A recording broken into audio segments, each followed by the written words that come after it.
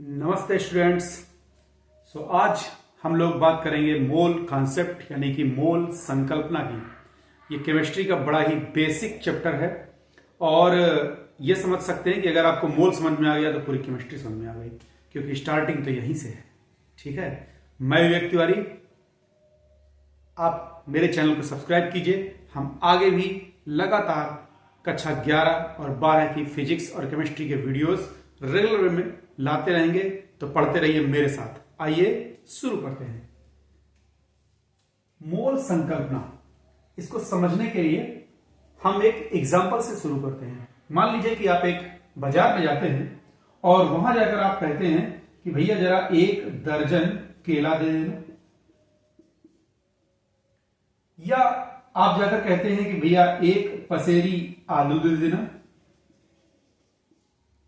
तो एक्चुअल में आपको कितना मटेरियल मिलेगा? 1 दर्जन केले का मतलब है कि आपको 12 केले मिलेंगे। ऐसे ही 1 पसेरी आलू का मतलब है कि आपको 5 kg आलू मिलेगा। ठीक है, मीन्स यहां पर दर्जन का मतलब 12 से है और पसेरी का मतलब 5 से है। ठीक है, पसेरी 5 kg। ऐसे ही सेम 1 मोल पदार्थ, 1 मोल पदार्थ, इसका मतलब उसी पदार्थ के 6.022 गुणे 10 की घात 23 कण से है।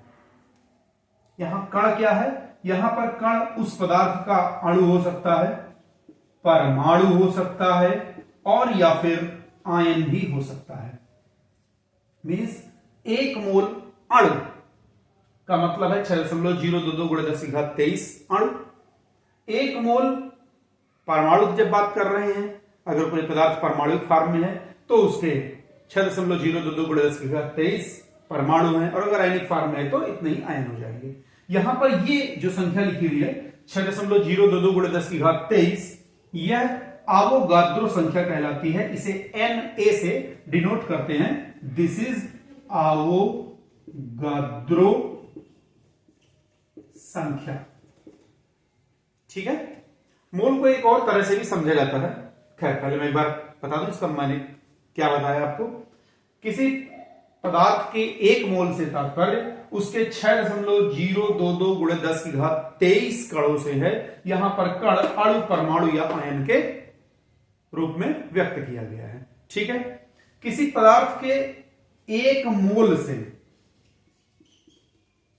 किसी पदार्थ के 1 मोल का जो आयतन है, अब पदार्थ की जगह यहां पर गैसियस फॉर्म लेंगे या लिक्विड फॉर्म ले सकते हैं, दैट इज एचटीपी पर 22.4 लीटर। यानी कि अगर मैं 1 मोल हाइड्रोजन गैस कहूं तो एचटीपी पर इसका आयतन कितना हो जाएगा? HTP standard temperature and pressure पर एचटीपी पर इसका आयतन हो जाएगा 22.4 लीटर। ठीक है, साथ ही साथ किसी पदार्थ के मोल में मात्रा याद करने का भी एक फार्मूला है, एक तरीका है। ठीक है, वो क्या होगा? पदार्थ की मोल में मात्रा या फिर मोलों की संख्या, मोलों की संख्या या इसी को हम मोल कह देते हैं। यह पदार्थ की मात्रा, कौन सी मात्रा? जो कि ग्राम में ली गई हो, यानी कि उसका वेट, भार, जिसे कि हम W से व्यक्त कर सकते हैं, बटे उस पदार्थ के अणुभार के बराबर होगा। यदि अगर कहा जाए कि 9 ग्राम हाइड्रोजन अणु में मोलों की संख्या ज्ञात करें, 9 ग्राम हाइड्रोजन में मोलों की संख्या ज्ञात करें। तो चलिए शुरू करते हैं। इसमें W दिया हुआ है अपने को 9 ग्राम और हाइड्रोजन H2 का भार W कितना हो जाएगा? 1 हाइड्रोजन 1 गुणे 2 बराबर 2 हो गया। तो सॉरी, अणुभार, भार नहीं, अणुभार। तो H2 का अणुभार जो है 2 हो गया। सो इस कंडीशन में मोलों की संख्या, मोलों की संख्या कितने मोल होंगे इसमें? वो होगा W by M के बराबर।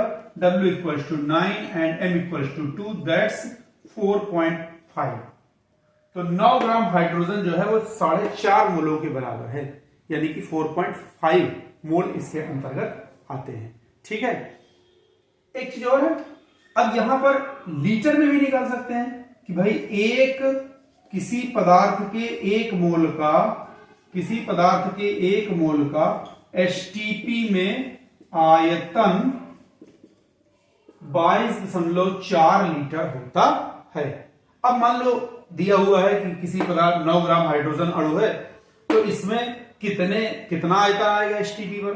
तो आपने मोलों की संख्या यहां से याद कर ली है 4.5। एक मोल का होता है 22.4, तो 4.5 मोलों का कितना हो जाएगा 22.4 गुणे 4.5, दोनों का गुणा कर लेंगे। इस तरह से आपको उसका आयतन भी कैलकुलेट हो जाएगा। सो आई होप आपको मोलों के बारे में ये क्लियर हो गया होगा। अगर चाहेंगे तो मैं नेक्स्ट वीडियो मोलों के न्यूमेरिकल्स का भी बना दूंगा। अगर आज का वीडियो ठीक लगा हो, अच्छा लगा हो, तो नीचे यस लिखिएगा। इससे क्या होगा कि हमको भी आइडिया होगा कि आपको मेरी बात समझ में आ रही है या नहीं आ रही है, ताकि हम अगला वीडियोस बनाएं। ठीक है, सो मिलते हैं अगले वीडियो पर। अगले वीडियो के लिए चैनल को सब्सक्राइब, लाइक जरूर कर दीजिएगा। ठीक, और अगला वीडियो हम परमाणु का लेके आएंगे। तब तक के लिए जय हिंद, पढ़ते रहिए।